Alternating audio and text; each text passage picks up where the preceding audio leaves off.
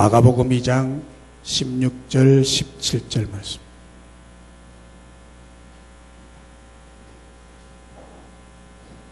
마가복음 2장 16절 17절.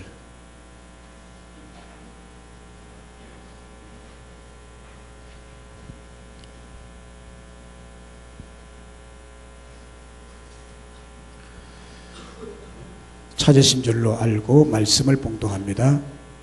바리새인의 서기관들이 예수께서 죄인 및 세리들과 함께 잡수시는 것을 보고 그의 제자들에게 이르되 어찌하여 세리 및 죄인들과 함께 먹는가? 예수께서 들으시고 그들에게 이르시되 건강한 자에게는 의사가 쓸데없고 병든 자에게라야 쓸데있느니라. 나는 의인을 부르러 온 것이 아니요 죄인을 부르러 왔노라 하시니라. 아멘. 우리 찬양 하나 하겠습니다. 주를 위한 이곳에.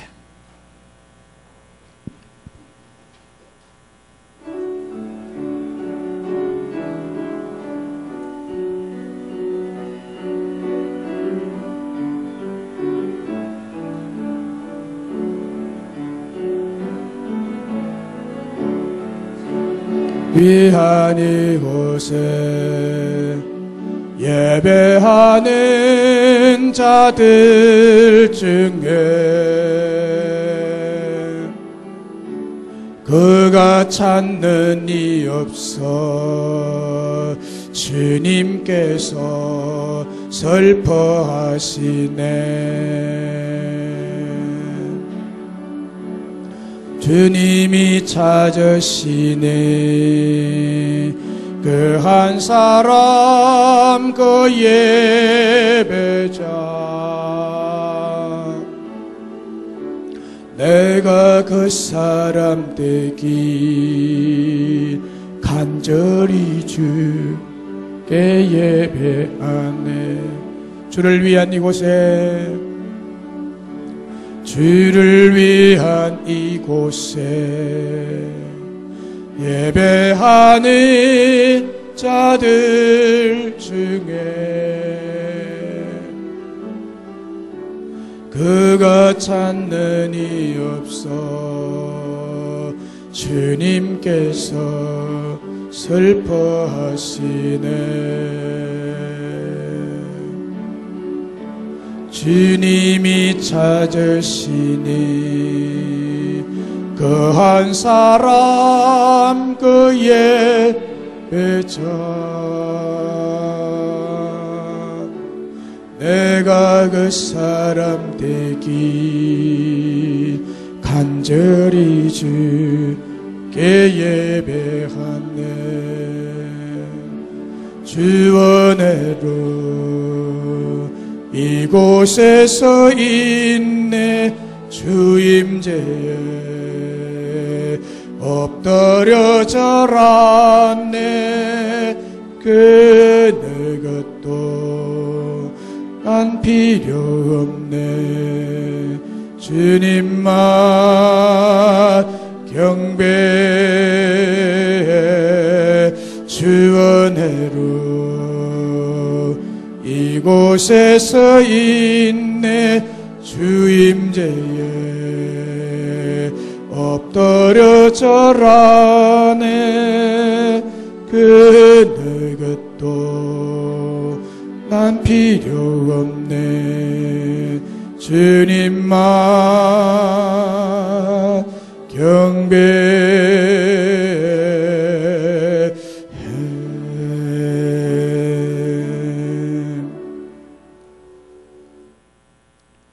한 해를 마무리하는 12월 달이 됐습니다. 이 달에는 주님이 탄생하신 크리스마스 성탄절이 있는 달입니다. 예수님의 탄생 얘기는 신약 성경 마태복음과 누가복음에 기록이 되어 있습니다. 오늘 읽은 마가복음에는 예수님의 탄생 기사는 기록이 되어 있지 않습니다. 요한복음에도 그렇습니다.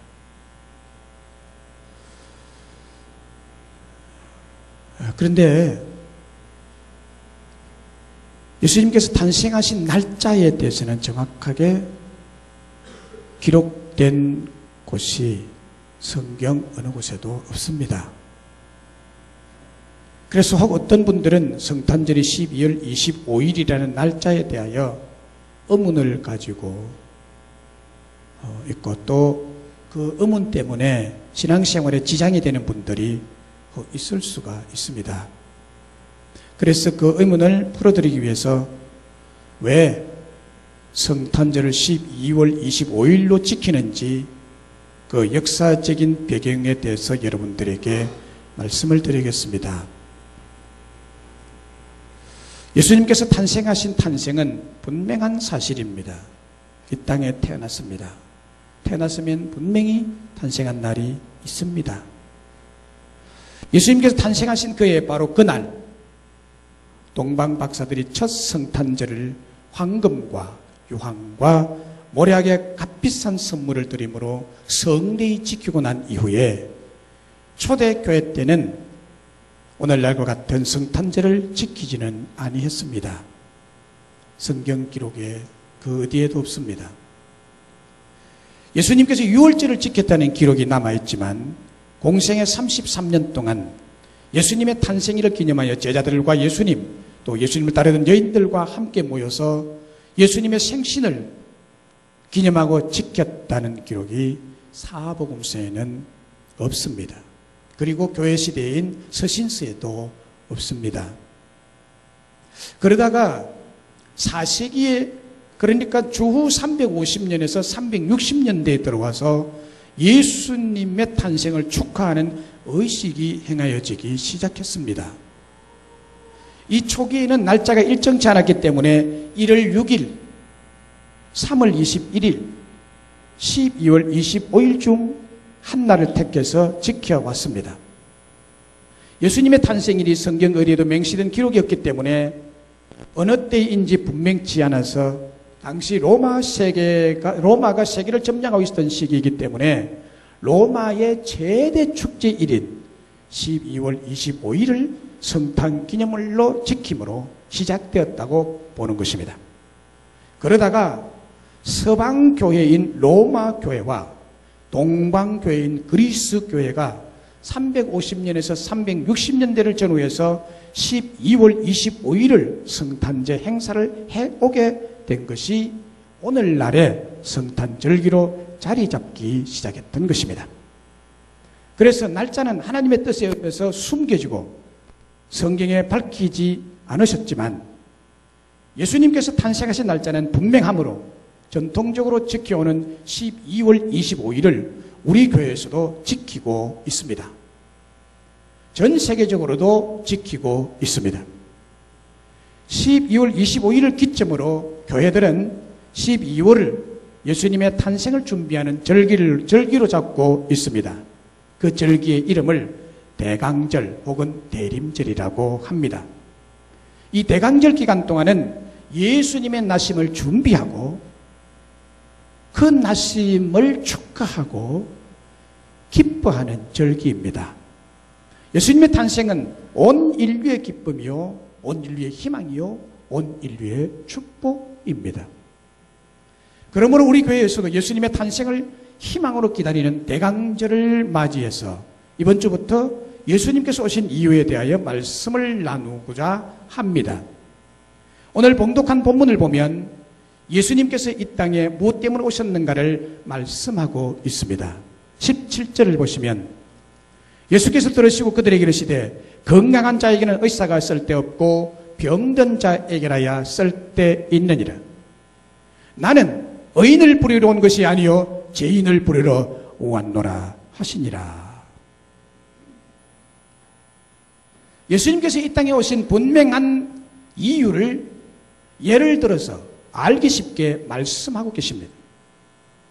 비유해서 말씀하시죠. 병자와 의사와의 관계를 예를 들어서 말씀하시면서 예수님이 병자에게 의사가 필요하듯이 죄인에게 예수님이 필요하다고 그 필요성을 알기 쉽게 가슴에 새겨지게. 왜 예수님이 필요한지 말씀하고 계십니다. 왜 예수님이 오셨는지. 건강한 자에게 의사가 필요 없다는 것과 병든 자에게 의사가 필요하다는 것은 삼척 동자도 아는 사실이죠.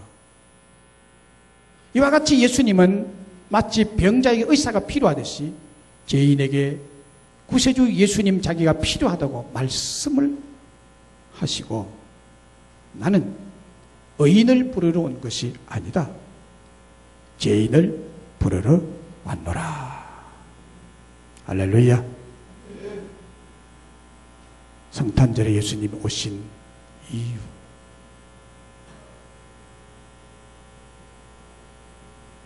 성경에서 인간인 우리 한 사람 한 사람을 어떤 존재라고 말씀하고 있습니까? 바로 여러분 한 사람 한 사람을 어떤 존재라고 말씀하고 있습니까? 여러분을 비롯한 온 인간은 죄를 지을 수밖에 없는 존재라고 밝혀주고 있습니다. 죄를 지을 수밖에 없다.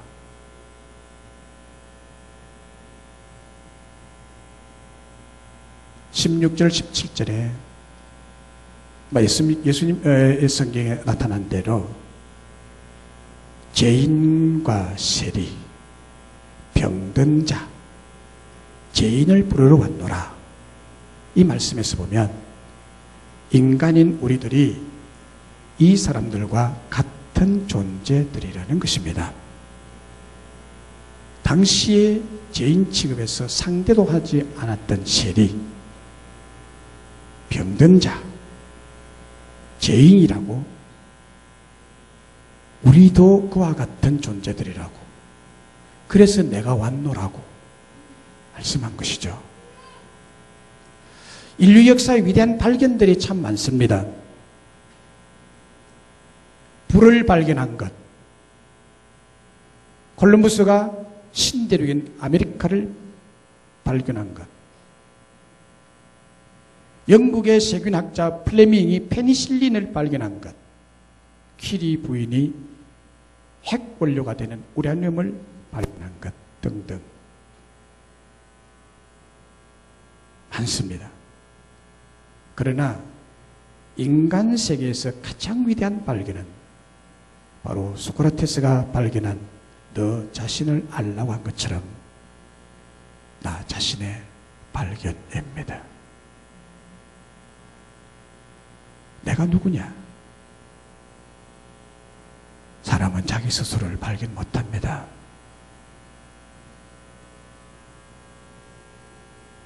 자신이 누구인가를 발견하는 것이 가장 위대한 발견인 줄로 믿습니다.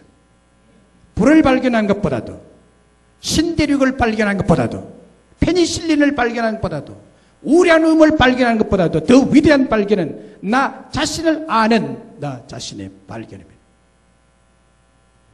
다시 말씀드리면 나 자신이 죄인이라는 사실을 알고 인정하는 발견입니다. 성경은 여러분 한 사람 한 사람이 죄인인 것을 알고 발견할 수 있도록 지혜를 주고 영감을 제공해 주고 있습니다. 디모데전서 1장 15절에 보면 사도 바울이 자기 스스로에 대해서 이렇게 발견하고 이렇게 고백합니다. 빛보다 모든 사람이 받을 만한 이 말이여, 그리스도 예수께서 죄인을 구원하시려고 이 세상에 임하셨다 하였도다. 죄인 중에 내가 개수니라. 개수란 말이 우두머리다는 얘기. 바울의 고백입니다. 빛보다 모든 사람이 받을 만한 이 말이여, 그리스도 예수께서 죄인을 구원하시려고 세상에 임하셨다 하였도다. 죄인 중에 내가 개수니라. 로마서 3장 10절에 사도 바울이 기록한 로마서 3장 10절에 기록된 바 의인은 없나니 하나도 없으며, 세상에 의인은 아무도 없다고. 로마서 3장 23절에 모든 사람이 죄를 범하였으며 하나님의 영광에 이르지 못하였다고. 하나님의 영광에 이르지 못하였다.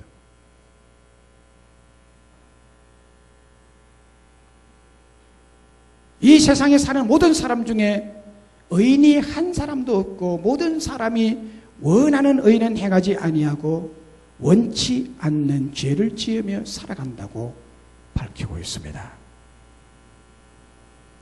놀랄 일이 아니에요. 깜짝 놀랄 일들이 많이 일어나지만 사실은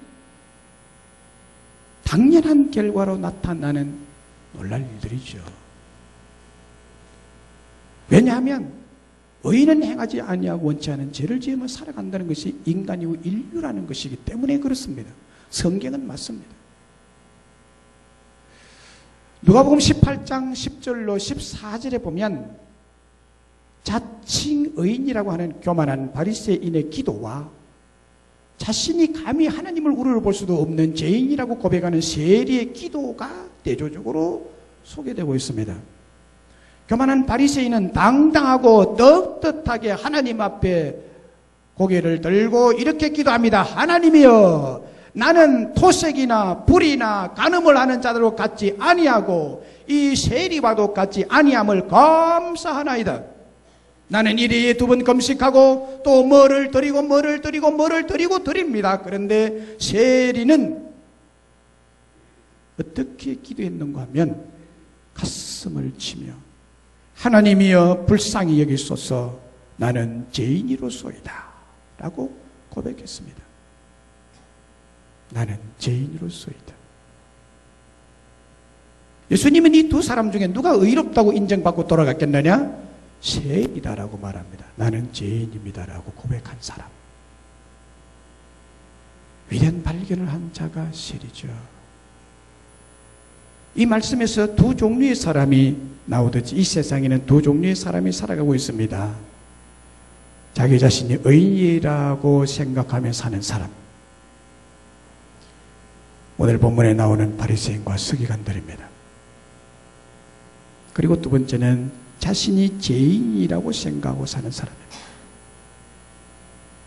오늘 본문에 나오는 바리새인이 자칭 의인이라고 하는 사람이고, 세리는 자신이 죄인이라고 하는 그 사실을 잘 발견한 사람입니다. 여러분은 어디에 속한 사람이라고 생각하십니까? 바리새인은 자기가 의롭다고 생각하는 종교인입니다. 세리는 예수님이 필요한 자기의 죄를 사해 줘야만 되는 그런 존재임을 인정하는 복된 사람입니다. 창세기 18장에 보면 여호와 하나님께서 아브라함에게 이런 말씀을 하셨습니다. 창세기 18장 20절에 여호와께서 또 이르시되 소돔과 고모라에 대한 부르짖음이 크고 그 죄악이 심히 무거우니라고 했습니다. 소돔 고모라에 사는 사람들의 죄악이 하늘을 찌르듯이 하다는 것. 그 성의 죄가 가득 차서 창궐하고 있다고 말합니다. 이 말씀은 소돔 고모라 성을 유황과 불로 멸하실 것이라는 것입니다. 이 말씀이 무슨 뜻인지 아브라함은 금방 알아듣고 하나님께 간청하기 시작합니다. 소돔 고모라에 분명히 의인이 살고 있을 텐데 그 의인과 죄인과 의인을 죄인과 함께 불에 태워서 멸망시키는 것은 하나님의 의로운 성품과 어긋나는 것이 아닙니까? 멸하려면 죄인만 고스란히 멸해야지. 소돔 고모라 성에 분명히 의인이 살고 있을 텐데 그 의인도 같이 멸망시키면 하나님 되겠습니까? 하나님 의로운 분이 아니십니까? 라고 질문 섞인 기도를 하면서 이렇게 기도했죠. 하나님, 그 성 중에 의인이 50명이 살고 있다면 어떻게 하시렵니까?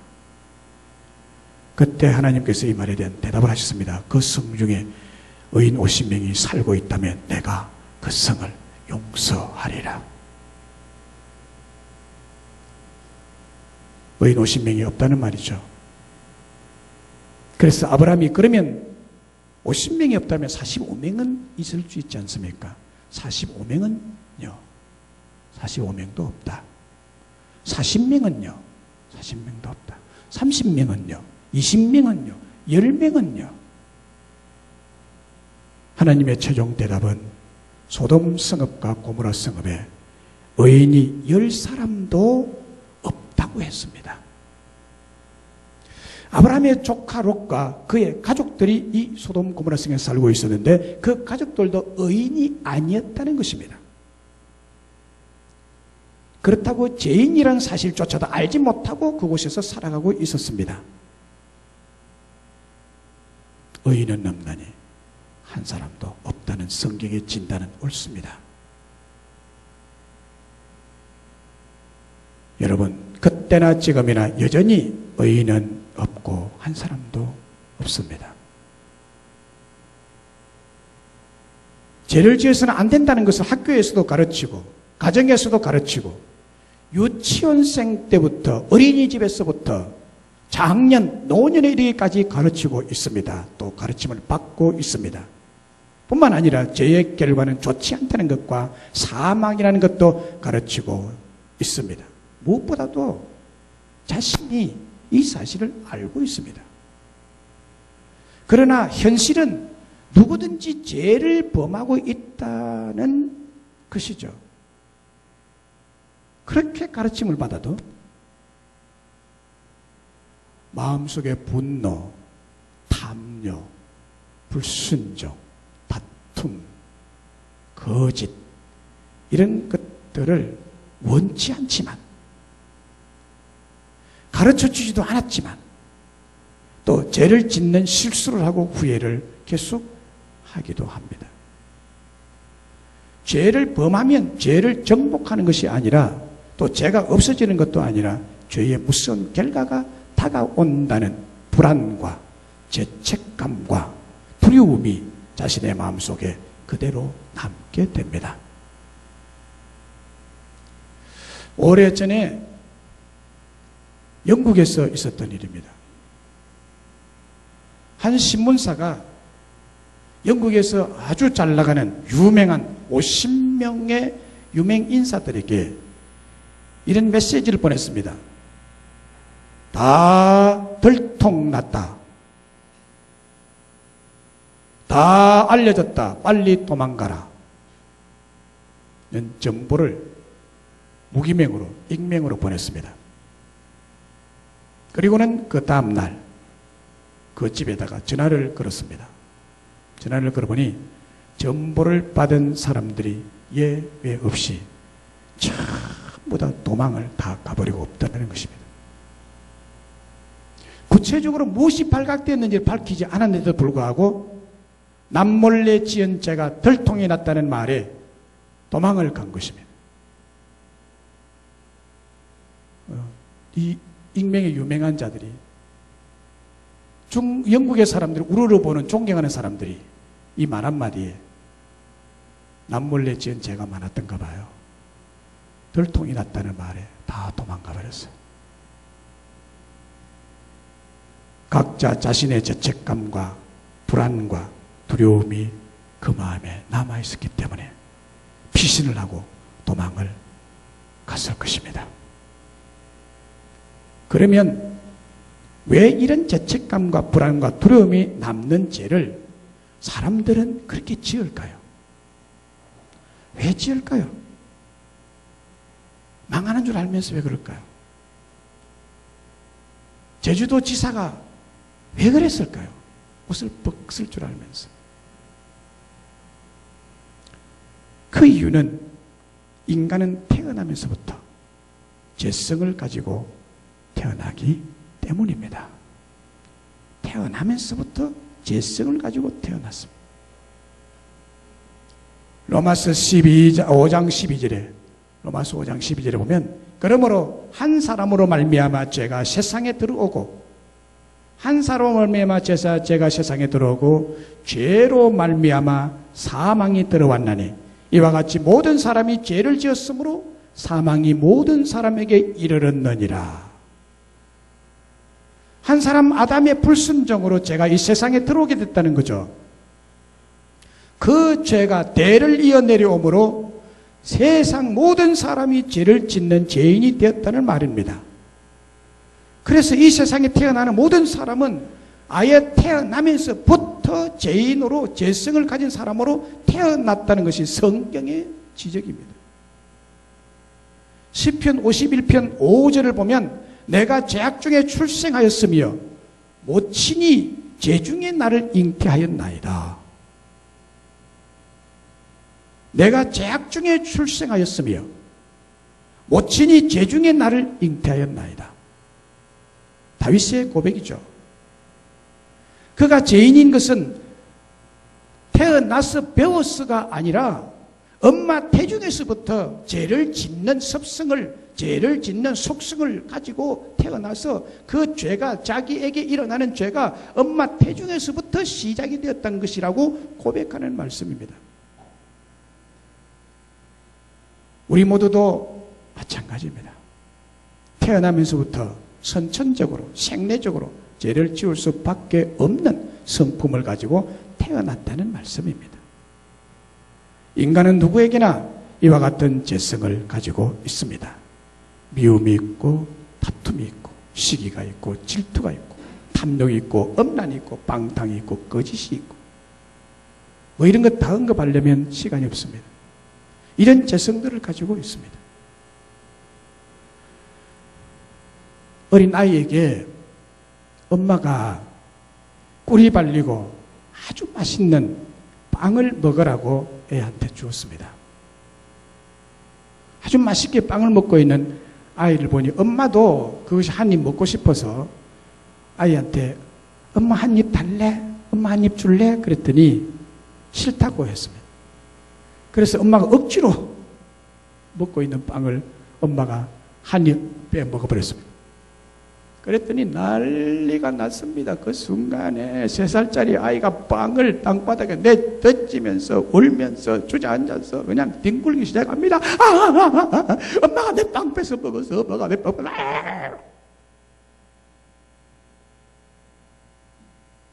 보통 아이들이 다 그렇죠. 사실인지 실험을 한번 해보시죠.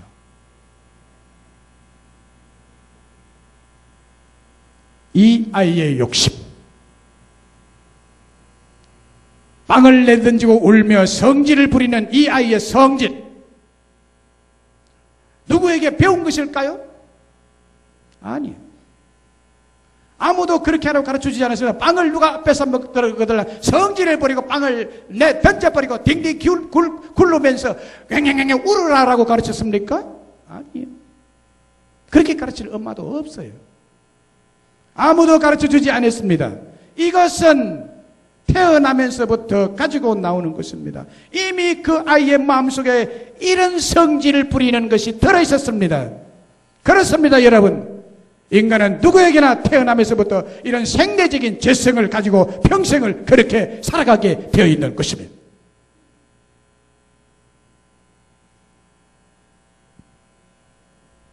지난 4월 6일에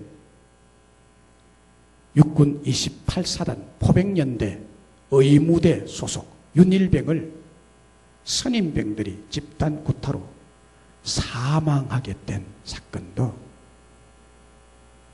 그렇게 때려 죽이라고 가르친 적이 없습니다. 인간 속에 내재져 있는 죄성이 빚어낸 반인륜적 가혹 행위입니다.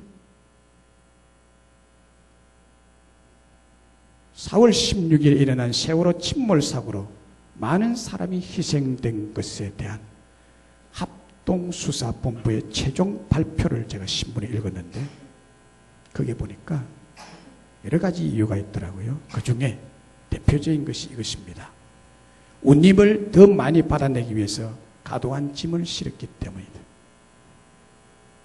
그리고 또 하나는 당시 해양경찰 123호 경비정이 침몰 직후에 가장 먼저 도착해서 했던 일이 밝혀졌는데 인명구조를 할 생각은 하지 아니하고 구조작업을 주도할 사업체와 전화하느라 가라앉는 배를 보면서 구조할 생각은 안 하고 구조할 사업체와 전화하느라 실제적인 구조에 필요한 골든타임을 놓쳐버렸다는 것입니다. 그 사업체와 해경이 이익관계로 밀착이 되어 있었기 때문에 아무런 조치도 취하지 않은 채 다시 해경본부로 이 조치를 취해야 될 경비정 123호가 해경본부로 다시 그대로 돌아가 버렸습니다. 그것이 밝혀졌습니다. 어처구니 없는 행동이죠. 뭡니까? 인간의 탐욕에서 온 관피아가 참사를 부르는데 결정적인 일조를 했다는 발표였습니다. 죄성입니다. 탐욕.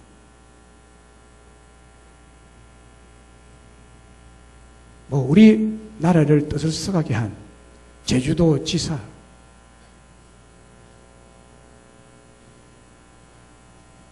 다 죄에서 온 겁니다. 죄성에서. 11월 28일에는 얼마 안 됐죠. 인천에서 4살 먹은 아이가 집에서 놀다가 바닥에 쏟은 물에 미끄러져서 넘어지면서 턱 부위가 찢어지고 심하게 다쳐서 인근 대학병원 응급실에 실려갔습니다.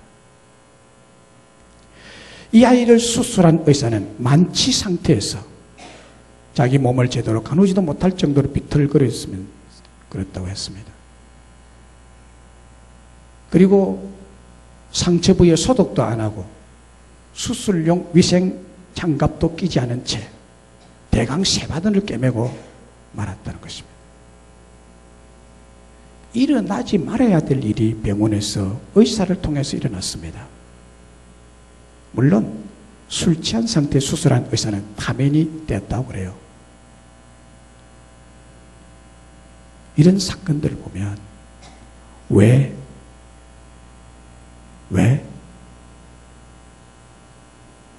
이런 자기와 타인에게 심각한 고통과 불행과 어둠을 몰고 오는 죄를 짓는 일이 일어나고 있을까요? 그리고 그들만의 문제일까요? 그것은 인간의 죄성에 쏘는 결과라고 저는 봅니다.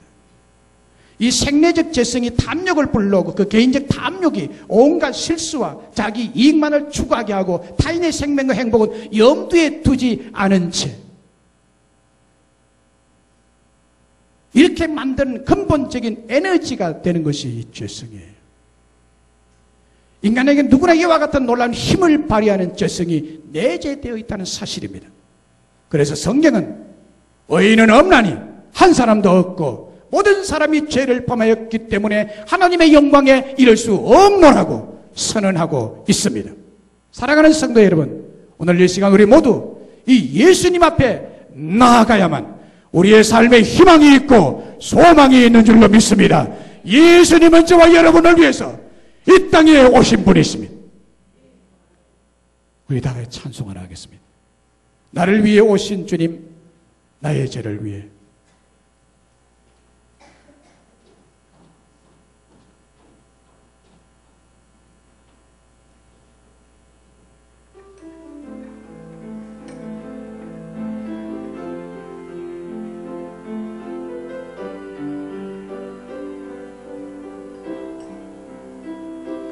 나를 위해 오신 주님, 나의 죄를 위하여서 유대 민족들에게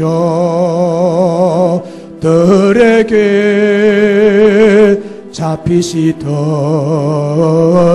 그날 밤에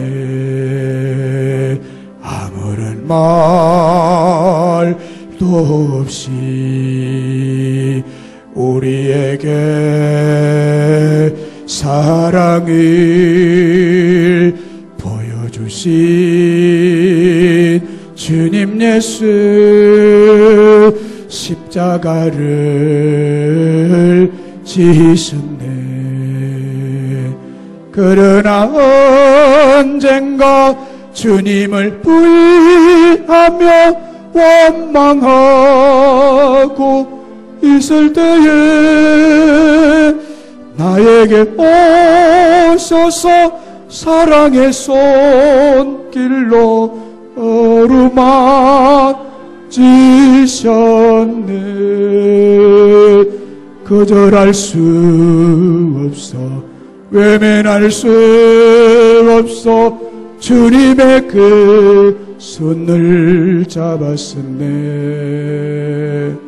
주님의 사랑에 뜨거운 눈물을 흘리고야 말았다네.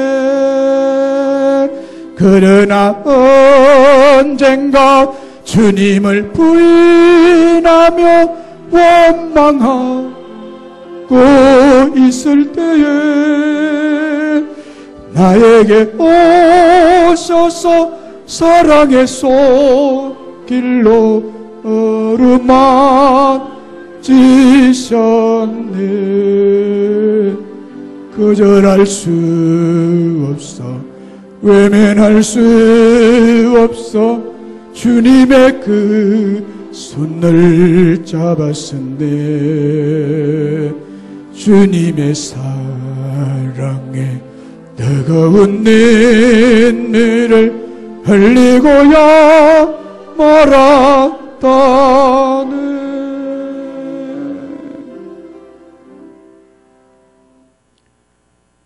예수님은 이런 죄성을 가진 죄인을 위해 이 계절에 오셨습니다.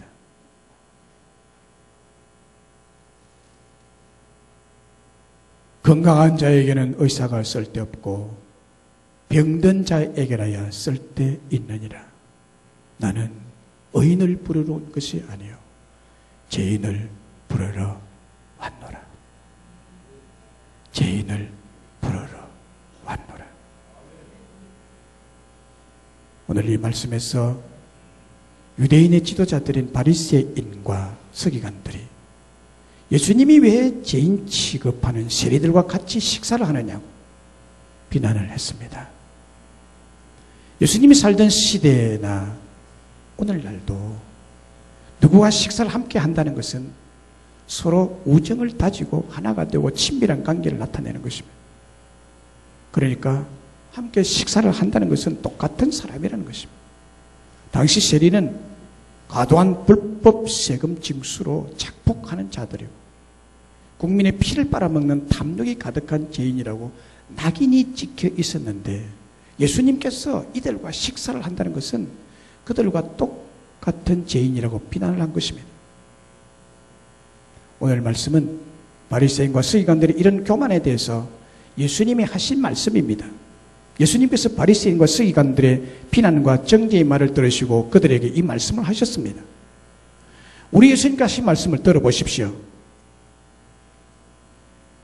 건강한 자에게는 의사가 쓸데없고 병든 자에게라야 쓸데가 있느니라.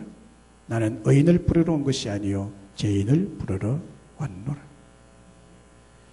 우리 예수님은 불치병까지 치료하실 수 있는 의사일 뿐만 아니라 죄인의 죄를 씻으시고 용서하시는 구세주로 오셨습니다. 여러분의 죄를 다 씻어주기 위해서, 여러분을 죄에서 구원하기 위해서, 여러분을 사망에서 구원하기 위해서 우리 주님이 그 사랑으로 이 땅에 오셨습니다. 할렐루야! 육체와 영혼 모두를 구원하시고 치료할 수 있으신 구주로, 의사로 오셨습니다. 병이 없는 건강한 사람은 의사를 찾지도 않고 필요치도 않습니다. 심지어 의사는 도둑이고 의사는 다 그렇다고 비난하기도 하죠. 그러나 병 들어보세요. 병이 들어보세요. 병 들면 의사에게 가서 의사가 시키는 대로 절대 복종해야 됩니다. 건강한 사람에게는 의사가 무의미합니다. 마찬가지로 자신이 죄인이라는 사실을 인식하지 않으면 예수님과 무관합니다. 그리고 비난하는 바리새인과 같이 말하고 행동을 하죠. 그러나 자신의 죄의 무게와 죄의 결과가 얼마나 비참하고 큰지를 깨닫고 나면 예수님 외에 다른 길로는 방법이 없음을 온전히 받아들이게 될 줄로 믿습니다. 병든 자가 의사를 찾듯이 자신이 의인이 아니고 죄인이라는 사실이 발견되고 인식이 되면 예수님만이 해결자인 것을 알고 찾을 수밖에 없는 것입니다. 병든 환자가 자기 병을 자기가 해결할 수 없어서 의사의 도움을 받기 위해 의사를 찾아야 하듯이 인간의 죄의 문제는 인간 스스로 해결할 수 없어서 누군가가 도와주지 않으면 안 된다는 생각을 하고 예수님에게 나와야 하는 사람입니다. 부끄러운 고백을 하나 하겠습니다. 사실 저도 신학교에 들어가서 굉장히 교만했습니다. 그때는 전도사였기 때문에. 1970년대 그 당시 대학에 들어가려면 대학 예비고사에 합격해야 들어갈 수 있었습니다. 아예 대학 예비고사에서 대학에 들어갔는지 안 됐는지 판가름이 나서버렸습니다. 저는 그 대학 예비고사에 당당히 합격을 하고 대학 신학과를 들어가게 됐습니다. 그런데 학교에 들어가서 안 사실인데 예비고사에 떨어진 학생의 숫자가 더 많고 그 과의 이름을 교육부에 등록도 안 된 연수과라고 했습니다. 교단에서 이제 인정하는 거죠. 신학과는 교육부에 등록된 과이므로 정원이 40명이 한정되어 있었습니다. 그런데 연수과는 80여 명이나 됐습니다. 그래서 그들과 같이 공부를 했죠. 심지어는 그들 중에 고등학교 인정도 안 되는 고등공민학교 출신도 연수가 있었습니다.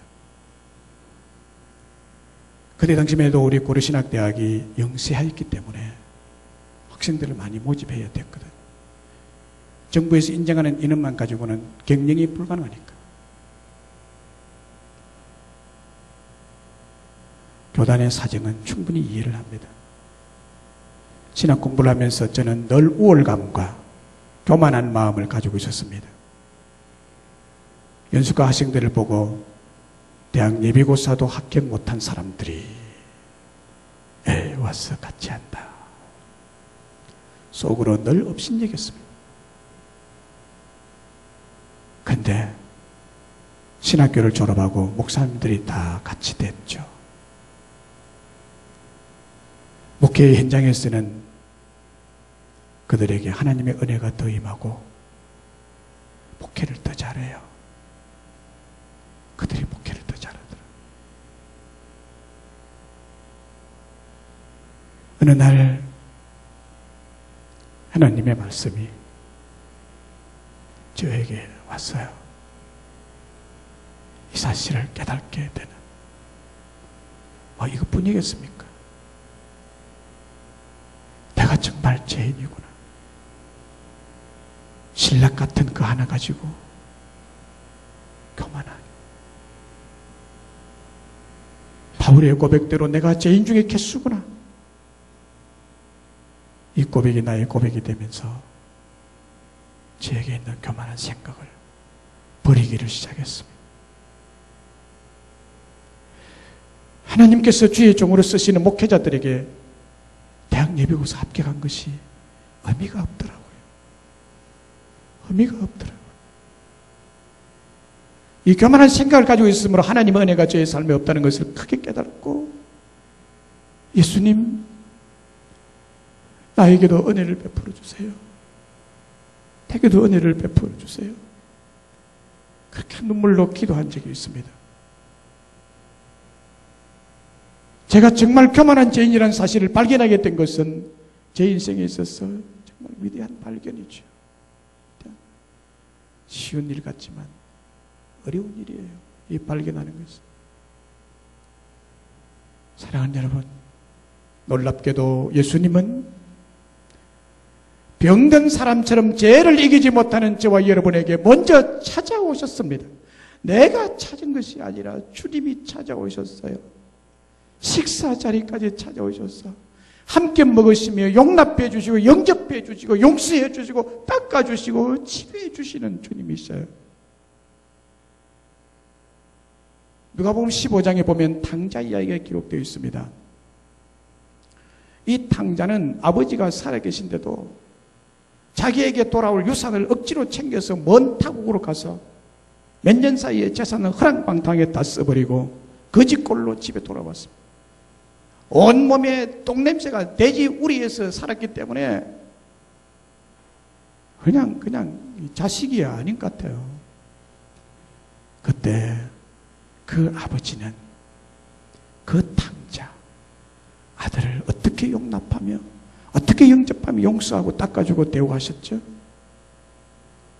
그를 보고 측은히 불쌍히 여기고 자기 아들이 그 꼴로 왔으니 얼마나 마음이 아팠던지 그 아들을 끌어안고 입을 맞추고 종들에게는 제일 좋은 옷을 내어오너라. 똥 묻은 이 옷을 빨리 벗겨내라.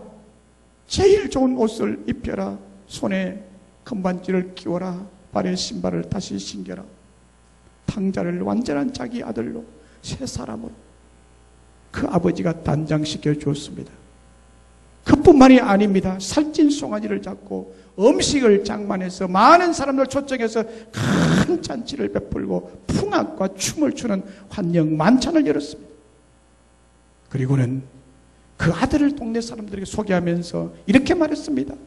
이 내 아들은 죽었다가 다시 살아났으며 내가 잃었다가 다시 얻은 아들이다. 그러므로 오늘 너무나 즐거운 날이기 때문에 우리가 먹고 즐기자고.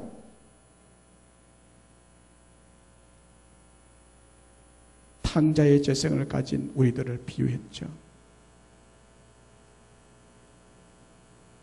아버지는 배은망덕한 탕자를 긍휼과 은혜와 사랑이 넘치시는 아버지 같으신 예수님을 비유했습니다. 그렇습니다. 우리 예수님은 탕자와 같은 저와 여러분들에게 찾아오신 분이세요. 뿐만 아니라 우리를 그분의 아들로 영접해 주시고 환영해 주시고 아들의 특권을 주시고 너무너무 사랑하시고 우리를 기뻐하십니다. 갈라디아 4장 5절로 7절에 율법 아래에 있는 자들을 속량하시고 우리로 아들의 명분을 얻게 하려 하십니다. 너희가 아들이므로 하나님이 그 아들의 영을 우리 마음 가운데 보내사 아빠 아버지라 부르게 하셨느니라. 그러므로 내가 이후로는 종이 아니요 아들이니 아들이면 하나님으로 말미암아 유업을 받을 자니라. 할렐루야. 사랑하는 여러분, 이 말씀은 죄인인 우리의 죄를 예수님께서 속량하시고 아들의 권세를 주셨고 예수의 영으로 하나님 아버지를 아빠 아버지라 부르게 하셨습니다. 요한복음 21장에 보면 예수님께서 죽은 자 가운데 살아나신 후에 세 번째로 디베랴 바다에서 고기 잡고 있던 7 제자들을 아침에 찾아가셨습니다. 세 번째로 나타난 거죠. 이때도 베드로가 주동이 되어서 예수님을 따르지 않고 고기 잡기에 디베랴 바다로 나온 것입니다. 그 전날 밤도 고기를 한 마리도 잡지 못하고 아침이 밝았습니다. 예수님께서 그 아침에 그 바닷가로 가서 고기를 잡지 못함을 아시고 그 물을 배 오른편에 던지라. 그리하면 잡으리라. 그 말을 듣고 그렇게 했더니 그 물에 고기가 가득하게 잡히게 됐는데 그 물이 찢어질 정도로 됐는데 그 물이 찢어지지 않았어요. 그 물을 끓여올려 보니 고기를 세어보니까 153마리가 잡혔습니다. 그리고 그 생선을 숯불에 구워 그날 아침은 그 바닷가에서 그 제자들과 같이 잡수시고 식사를 하셨습니다. 식사가 끝난 다음에 특별히 베드로에게 질문을 했습니다. 베드로야, 요한의 아들 시몬아, 네가 여기에 있는 사람들보다 나를 더 사랑하느냐? 요한의 아들 시몬아, 네가 여기에 있는 사람들보다 나를 더 사랑하느냐? 3번을 물으셨습니다.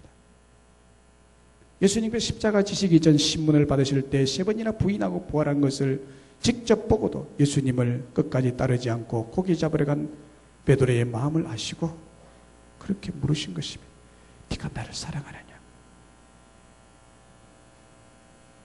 예수님을 사랑하지 않아서가 아니라, 제자가 되기 싫어서가 아니라, 예수님의 부활이 어쩐지 잘 믿어지지 아니하고 믿기지 아니하고, 그리고 자기 자신을 생각할 때 3번이나 예수님을 모른다고 부인한 자신을 볼 때 예수님을 사랑하는 마음이 있었지만은 부인하는 그 현장에서도 어쩔 수 없이 예수님을 사랑하지 아니하고 예수님을 따르기 싫어서가 아니라, 예수님 내가 주님을 사랑합니다마는 어쩔 수 없이 자신이 예수님을 3번 부인한 것이 자기 마음을 늘 잡고 있어.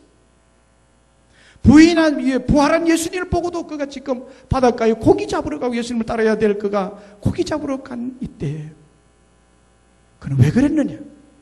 예수님의 얼굴을 배울 면목이 없어서 지금 예수님 피해 다녀요. 고기 생각 아니에요.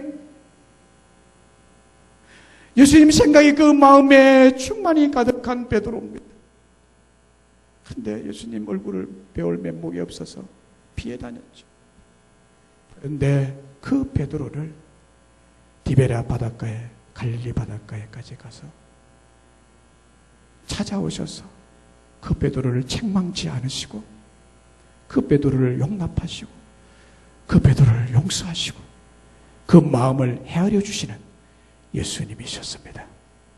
그 예수님 앞에, 그리고 그 무릎 앞에 베드로는 대답합니다. 내가 주님을 사랑하는 줄을 주께서 아시나이다. 3번 물었는데 3번 다 똑같은 대답을 합니다. 내가 주님을 사랑하는 줄을 주께서 아시나이다.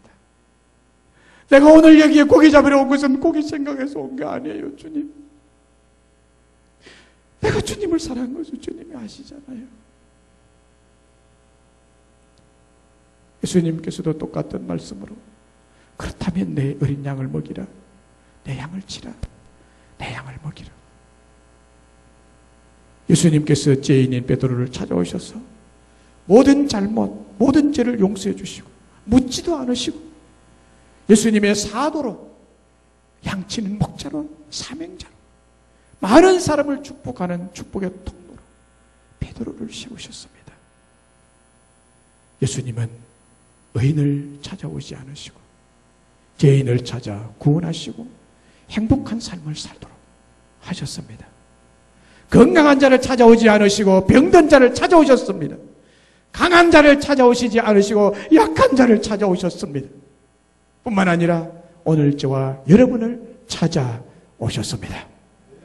요한복음 10장 10절에 내가 온 것은 양으로 생명을 얻고 더 풍성히 얻게 하려 하는 것이라. 우리 주 예수님은 우리의 목자가 되셔서 조건 없이 영원한 생명을 우리에게 주시며 더 풍성한 만족과 행복을 누리도록 찾아오시고 이 세상 끝날까지 임마누엘로 함께 하실 줄로 믿습니다. 말씀을 마칩니다. 사랑하는 여러분, 지금은 교회 이력으로 주님을 대망하는 대강절입니다. 이 대강절기에 우리 예수님께서 왜 오셨는지, 무엇 때문에 오셨는지, 누구를 찾아오셨는지 사주에 걸쳐서 말씀을 전하겠습니다. 오늘은 그 첫째 시간으로 죄를 지을 수밖에 없는 죄성을 가진 우리를 구원하기 위해서 오신 분이 바로 예수님이십니다. Jesus Christ. 오늘 예수님의 말씀대로 건강한 자에게는 의사가 쓸데없고 병든 자에게라야 쓸데있느니라. 나는 의인을 부르러 온 것이 아니요 죄인을 부르러 왔노라. 우리 예수님은 선천적으로, 생리적으로 죄성을 가지고 태어난 죄인인 저와 여러분을 위해서 이 땅에 오셨습니다. 그리고 당자의 아버지와 같이 우리의 죄를 씻기시고 용납하시고 용서하시고 의사가 병을 고치듯이 우리의 죄를 해결하여 주시고 고치고 구원하여 주신 분임을 믿습니다. 또 하나님의 자녀가 되는 큰 은혜를 주셨습니다. 이 은혜를 깊이 묵상하며 대강절에 크신 하나님의 은혜와 사랑을 누리시기를 주님의 이름으로 축원합니다. 우리 찬송가